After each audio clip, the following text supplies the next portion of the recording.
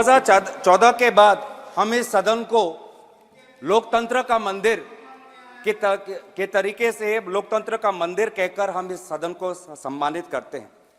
लेकिन सर 2014 के बाद धीरे धीरे हम एक सुनिश्चित योजना सत्ता पक्ष के द्वारा देख रहे हैं। अब ये सदन या ये संसद लोकतंत्र का मंदिर नहीं सर, ये एक विशेष सम्राट का जीता जागता राज दरबार धीरे धीरे बनता जा रहा है। राष्ट्रपति जी के अभिभाषण बोल रहे हैं, संसद में बोल रहे हैं। अध्यक्ष महोदय, मैं आप धन्यवाद। लोकसभा में ये जो सुनिश्चित योजना है और लोकतंत्र को खत्म करके राजतंत्र को कायम बनाना, स्पीकर के राजतंत्रों को की जो एक परंपरा यहाँ पे स्थापित करने की कोशिश सत्ता पक्ष कर रही है। सर इससे पहले भी सदन में और इस संसद में बहुत से प्रधानमंत्री राष्ट्रपति के अभिभाषण में बोले ना, माननीय आदरणीय अध्यक्ष महोदय, इस संसद की बात कर रहे हैं। संसद में बोले, संसद के इतिहास की बात कर रहे हैं सर। इस संसद के इतिहास में बहुत से प्रधानमंत्री आए हैं।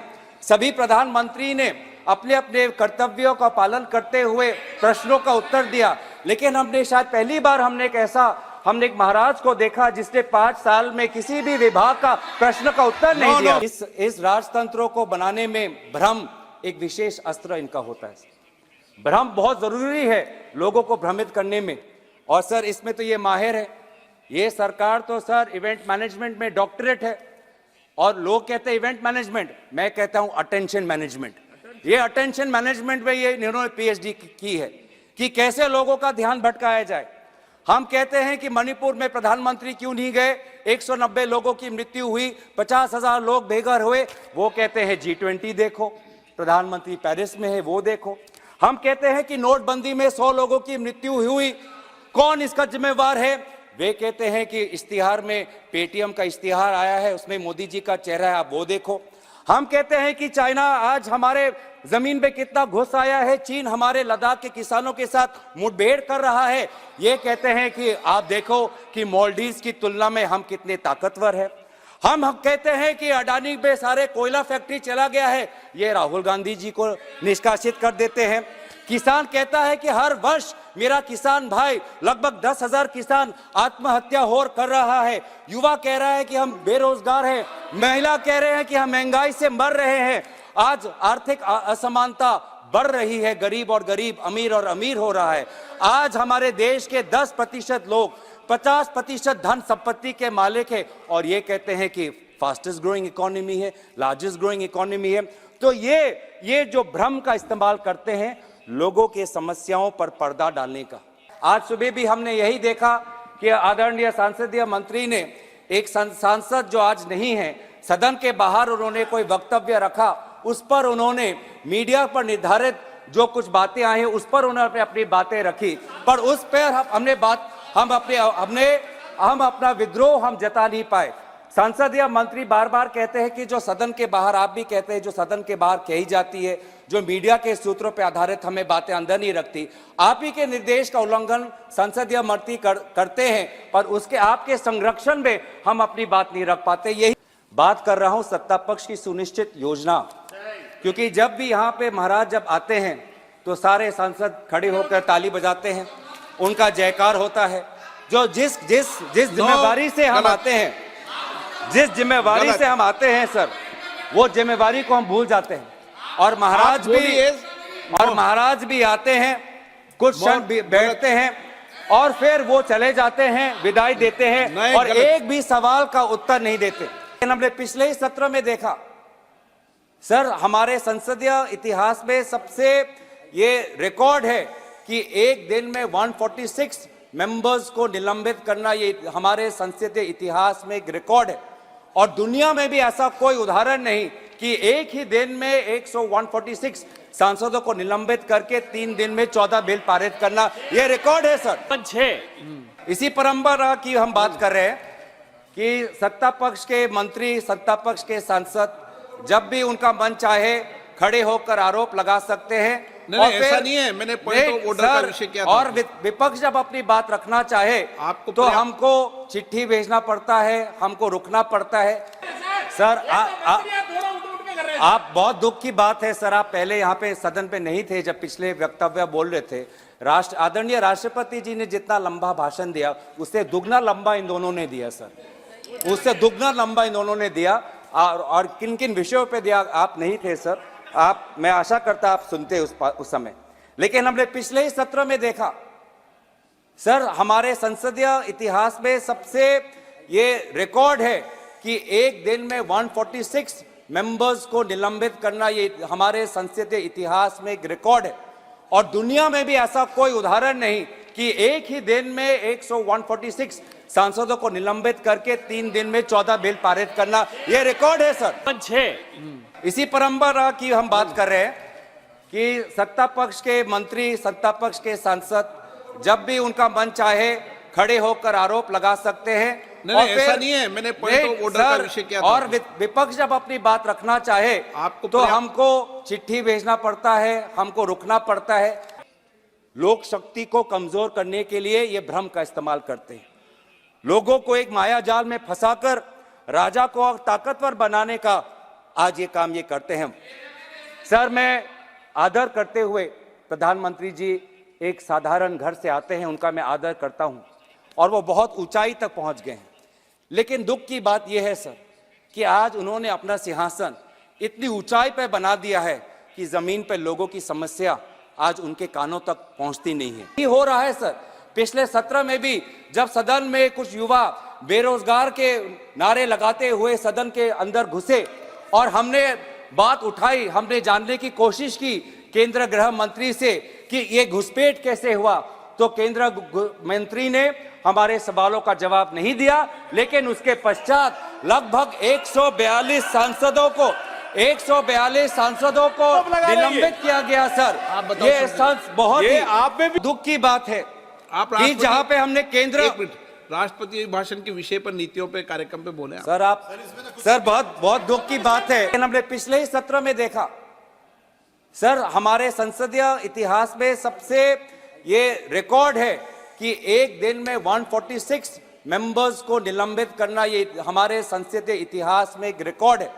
और दुनिया में भी ऐसा कोई उदाहरण नहीं कि एक ही दिन में 146 सांसदों को निलंबित करके 3 दिन में 14 बिल पारित करना, यह रिकॉर्ड है सर, यह रिकॉर्ड है।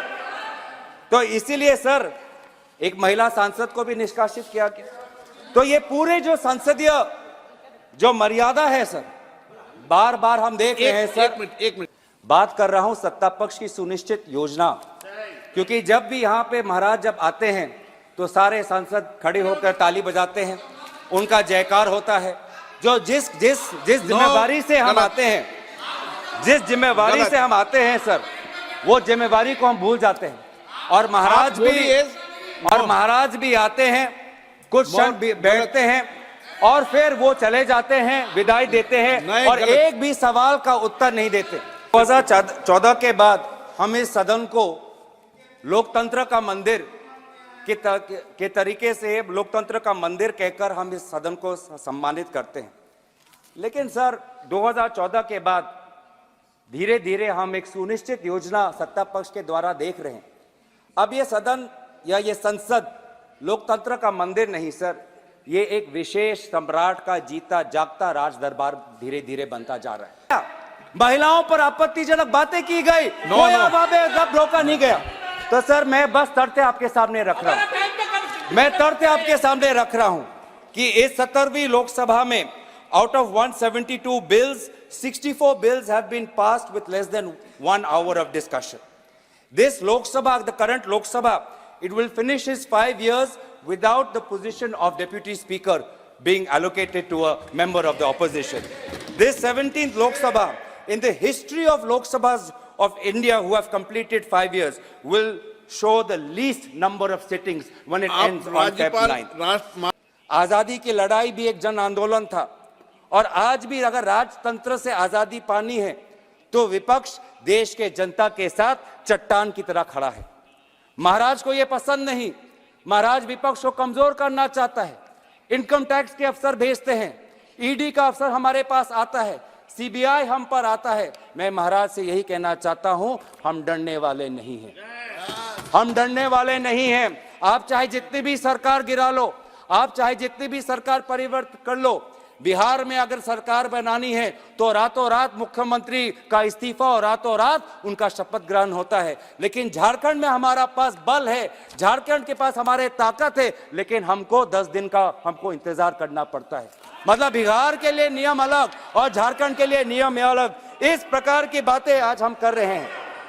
सर, अगर इनके खिलाफ हम लड़े, तो हमें जेल भेजा जाता है, और अगर इनके साथ शामिल हो जाते हैं तो महाराष्ट्र में उप मुख्यमंत्री बनाया जाता है। अगर इनके साथ हम लड़े तो हम पे शारदा का टैक्स लगता है, अगर इनके साथ हम जुड़े तो असम में मुख्यमंत्री मर जानते हैं। ये है सर वॉशिंग मशीन। बेरोजगार युवाओं के जो आंसू है उनको दिखाई देती नहीं। वो इतनी ऊंचाई पर है सर कि आज जब युवा कहता है कि मैं शिक्षित हूं, लेकिन 25 वर्ष के आयु से कम जो ग्रेजुएट है उसमें से लगभग 42.3% ग्रेजुएट बेरोजगार है, ये उनके ऊंचाई तक का उनके कानों पर नहीं पहुंचती। नौकरी की तलाश में सर आज हमारा युवा आज अवैध रूप धारण करके आज अमेरिका जा रहा है सर। हमने कुछ ही दिन पहले देखा कि कैसे 303 लोगों ने प्लेन चार्टर करके निकारागुआ तक गए, क्योंकि वो चाहते थे कि वो अमेरिका में जाए, कि वो रोजगार के तलाश में, नौकरी के तलाश में। आज ये है, हमने ये कुछ दिन पहले डुंकी एक पिक्चर आई, डुंकी सिर्फ पिक्चर नहीं है सर, डुंकी आज सच्चाई है। पिछले 5 वर्ष में सरकार ने खुद कबूल किया है कि अमेरिका में अवैध रूप से भारतीय नागरिकों का जाना पिछले 5 वर्ष में बढ़ चुका है। लगभग 2022-23 में लगभग 90,000 भारतीय लोगों ने अवैध तरीके से अमेरिका में घुसने की कोशिश की, कभी कनाडा के बॉर्डर पे, कभी मेक्सिको के बॉर्डर पे। वो कितने मजबूर होते हैं सर कि अपने परिवार को छोड़कर, अपने घर को छोड़कर वो कभी रोजगार के तलाश में कभी यूएई जाते हैं, कभी कनाडा जाते हैं, कभी अमेरिका जाते हैं। आज ये है आर्थिक स्थिति। लेकिन आज महाराज इतनी ऊंची सिंहासन पर बैठे हैं, आज ये उनको दिखती नहीं है। सर, कितनी गरीब की, बहुत दुख की बात है कि मानव तस्करी आज कितनी बड़ी समस्या हो गई है। आदिवासी गांवों में, उत्तर पूर्वांचल के गांवों में आज गरीब परिवारों का फायदा उठाकर मानव तस्करी करने वाले लोग जाते हैं और कहते हैं कि आप बेटी हमारे बेटी का हमें दायित्व दो, अपने घर के महिलाओं का दायित्व हमें दो। और मानव तस्करी के ये लोग आज उन बेटी पे शोषण करते हैं, आज उन महिलाओं पे शोषण करते हैं। Human trafficking has become a major problem. और ये ह्यूमन ट्रैफिकिंग क्यों है? क्योंकि लोग आज गरीब हैं, लोग आज बेसहाय हैं, और ये है वास्तविक स्थिति। आज सर हमारे सेना का जवान पूछ रहा है कि 4 साल बाद मेरा क्या होगा? अग्निवीर की योजना किसने बनाई? मैं कहां जाऊंगा? अग्निवीर की योजना तो सेना के अंदर से ये नीति नहीं आई। कौन है वो बाहर का विशेषज्ञ जिसने अग्निवीर की योजना बनाई? मेडिकल का छात्र आज ये बार बार ये कहते हैं कि हमने बाहर से हमने छात्राओं को हमने बचाया, लेकिन बाहर जाने की अवसर क्यों पड़ी? मेडिकल कॉलेज की ये बात करते हैं, लेकिन क्या आपको पता है सर कि आज अगर देश के अंदर एक मेडिकल के छात्रों को अगर पढ़ना है तो करोड़ों रुपए उसको फीस देना पड़ता है। करोड़ रुपए नहीं है उसके पास, इसलिए वो आज फिलीपींस जाता है, कजाकिस्तान जाता है, यूक्रेन जाता है, रशिया जाता है, चीन जाता है, क्योंकि वहां पर वही जो करोड़ों रुपए यहाँ पे जो देने पड़ते हैं मेडिकल कॉलेज में, वो वहां पे लाखों रुपए देकर वो अपना MBBS डिग्री लेके आता है। यह है वास्तविक स्थिति। महिलाएं आज पूछती है कि जब भी भारत की बेटी अन्याय के खिलाफ लड़ती है तो वो क्यों अकेली लड़ती है? क्यों बिल्किस बानो अकेली लड़ती है? क्यों बिल्किस बानो के संदर्भ में एक विशेष राज्य सरकार उनके बलात्कारियों का पक्ष लेती है? महिला खिलाड़ी पूछती है कि मैं लड़ सकती हूं, मैं लड़की हूं, लेकिन मेरे साथ तो कोई रहे, क्यों मैं अकेली पड़ गई हूं? कहां है वो व्यक्ति जो आज जब मैं पदक जीतती हूं तो मेरा स्वागत करते हैं, लेकिन आज मैं दिल्ली के सड़कों में मैं धरना दे रही हूं, पर आज मैं अकेली हूं? क्यों आज बेटी अन्याय के खिलाफ अकेली है? किसान पूछ रहा है कि आज हर किसान पर लगभग 70,000 का कर्ज उन पे है। MSP को उनका कानूनी सुरक्षा नहीं मिली। प्याज का किसान आज देख रहा है कि उसको जो उचित मूल्य मिल रहा है चाहिए वो नहीं मिल रहा। किसान बोल रहा है, न्याय की मांग कर रहा है। आप लाभार्थी की बात करते हो सर, आज तो भ्रष्टाचार ऐसे हो चुका है कि लाभार्थी टैक्स एक नया शुरू हो गया है। एक लाभार्थी टैक्स, अगर आवास योजना का घर चाहिए तो पहले लाभार्थी टैक्स दो।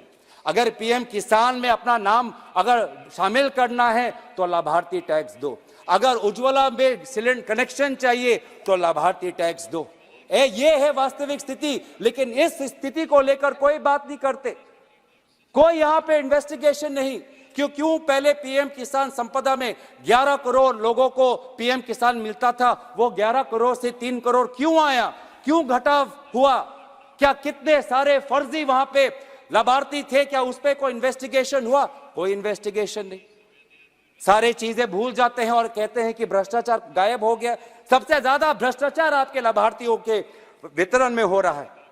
आज सर मैं खुश हूं कि जनता जागरूक हुई और विपक्ष आज जनता के इस जागरण को स्वागत करती है। हम डरेंगे नहीं, हम अपना फर्ज निभाते रहेंगे। हम भारत को जोड़ेंगे, हम नफरत की बाजार में मोहब्बत की दुकान खोलेंगे, हम न्याय की लड़ाई लड़ेंगे, पिछले वर्ग और अन्य पिछड़ा वर्ग के लिए जातिगत जनगणना की लड़ाई हम लड़ेंगे। हम अनुसूचित जाति जनजाति जिनके लिए आज केंद्रीय विश्वविद्यालयों में, केंद्रीय सरकारों में लगभग हजारों के तादाद पे पद खाली हैं, आज उन केंद्रीय विश्वविद्यालयों में, उन केंद्रीय सरकारों में अनुसूचित जाति जनजाति का स्थान हो, उनको अपना हिस्सा मिले, हिस्सेदारी की लड़ाई हम लड़ेंगे। हम लड़ेंगे उन युवाओं के लिए, वो लगभग 1-1.5 लाख युवा जिन्होंने सेना के भर्ती के लिए पूरी परीक्षा पार कर ली, लेकिन आज भी वो सेना में भर्ती नहीं हुए। हम उनके मुआवजे के लिए हम लड़ाई लड़ेंगे। हम लड़ाई लड़ेंगे जम्मू कश्मीर के लिए, ताकि उनको पूर्ण राज्य का दर्जा दोबारा मिले और निर्वाचन दोबारा हो, लोकतंत्र की स्थापना वहां पे हो।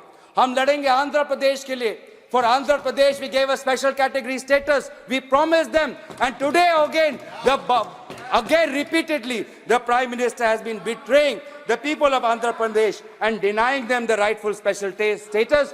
We, the Congress Party, want special status for Andhra Pradesh. हम लड़ेंगे असम के वो 6 समुदाय के लिए, जाहुम, मोरान, मोटा, कुच, राजबंशी, सूतिया, आदिवासी जो है, जो जनजाति की मांग कर रहे हैं, हम उनके साथ हम रहेंगे। हम लड़ेंगे महिलाओं के लिए जो महंगाई से राहत चाहते हैं। हम भारत के संविधान के लिए लड़ेंगे। इस भारत के संविधान में सर लिखा है हम, इसमें मैं नहीं लिखा है, इसमें कोई एक व्यक्ति की दिव्य शक्ति नहीं लिखी है, इसमें भारत की लोक शक्ति का उदाहरण है। इसमें लिखा है कि हम भारत के लोग भारत को एक संपूर्ण प्रभुत्व संपन्न समाजवादी पंथ निरपेक्ष लोकतंत्रात्मक गणराज्य बनाने के लिए तथा उसके समस्त नागरिकों को न्याय, स्वतंत्रता, समता और बंधुता में बढ़ाने के लिए हम प्रयत्न करेंगे।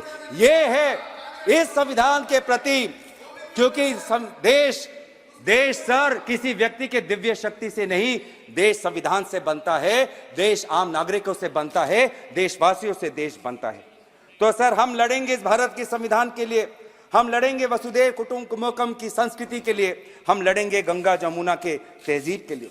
सर बहुत दुख होता है सर, आज आपके पहले भी सरकारें थी, आपके बाद भी सरकारें आई हैं, लेकिन सर शायद हमने पहली बार ऐसा देखा है कि भारतीय होने का गर्व सत्ता पक्ष सिर्फ सत्ता के मापदंड से देखती है। जब 2014 से पहले इनके पास सत्ता नहीं थी तो उनको भारतीय होने का शर्म होता था। प्रधानमंत्री जी दक्षिण कोरिया में जाकर कहते हैं कि 2014 से पहले भारत में जन्म लेना शर्मनाक बात थी। कितनी अफसोस की बात, आप देख लीजिए सर, मैं रिकॉर्ड पे डाल दूंगा। उन्होंने कहा पाकिस्तान को संबोधित करते हुए कि 70 वर्ष के दौरान भारत में बहुत सारे राजनीतिक दलों की सरकारें बनी, लेकिन सभी ने विकास की गति को जारी रखा। हमने विश्व प्रसिद्ध इंडियन इंस्टीट्यूट ऑफ टेक्नोलॉजी बनाई, इंडियन इंस्टीट्यूट ऑफ मैनेजमेंट बनाए और all India institute of medical science जैसे बड़े अस्पताल बनाए। लेकिन आपने क्या बनाया? आपने आतंकवादी ठिकाने बनाए, टेररिस्ट कैंप बनाए। हमने स्कॉलर्स पैदा किए, इंजीनियर्स पैदा किए, डॉक्टर्स पैदा किए। आपने क्या पैदा किया? ये जो 70 वर्ष का जो विवरण किया है, ये आदरणीय सुषमा स्वराज जी ने विदेश मंत्री के पद पर रहते हुए भारत की गरिमा को उन्होंने सुरक्षित रखा। और कितनी अफसोस की बात है कि आप 2014 से पहले भारत के प्रति आप कोई गर्व नहीं महसूस करते। सर, हम भारत के होने का हम गर्व महसूस करते हैं। 2014 के पहले भी, आज भी जब हमारे पास सत्ता नहीं, आज भी हम भारतीय होने का हम गर्व महसूस करते हैं और हमेशा हम करते रहेंगे। लेकिन सर, मैं अंत में ज्यादा समय ना लेते हुए बंकिम चंद्र चटर्जी के वंदे मातरम की कुछ पंक्तियां कहकर अपनी वाणी को मैं विराम देना चाहूंगा। त्वम ही दुर्गा दश प्रहरण धारिणी, कमला कमल दल विहारिणी, वाणी विद्यादायिनी, नमामि त्वाम नमामि, कमलाम अमलाम अतुलाम, सुजलाम सुफलाम मातरम, वंदे मातरम। भारत कब विकसित होगा, ये कोई अंतर्राष्ट्रीय संस्था या कोई विशेष व्यक्ति नहीं। भारत तब विकसित होगा जब हम संविधान के अनुसार सामाजिक, आर्थिक और राजनीतिक न्याय सबको मिलेगा। भारत तब विकसित होगा जब विचार, अभिव्यक्ति, विश्वास, धर्म और उपासना की स्वतंत्रता सबको मिलेगी। भारत तब विकसित होगा जब प्रतिष्ठा और अवसर की समता सबको मिलेगी। तब जाके, जब भारत का हर नागरिक ऐसा महसूस करेगा, तब जाके हम भारत के प्रति हम न्याय करेंगे। और अंत में हम यही कहना चाहेंगे कि हम अपने लड़ाई, भारत की लड़ाई, भारत जोड़ने की लड़ाई, भारत के नागरिकों के आम न्याय की लड़ाई हम लड़ते रहेंगे, हम डरेंगे नहीं। इन्हीं शब्दों के साथ मैं महामहिम राष्ट्रपति के अभिभाषण पर धन्यवाद प्रस्ताव में अपनी बातों को समाप्त करता हूं। धन्यवाद। जय हिंद। वंदे मातरम। टी.आर. बालू जी। ऐसी ही और खबरों से हमेशा अपडेट रहने के लिए चैनल को सब्सक्राइब कर लीजिए और वीडियो पसंद आया हो तो लाइक और शेयर करना ना भूलें।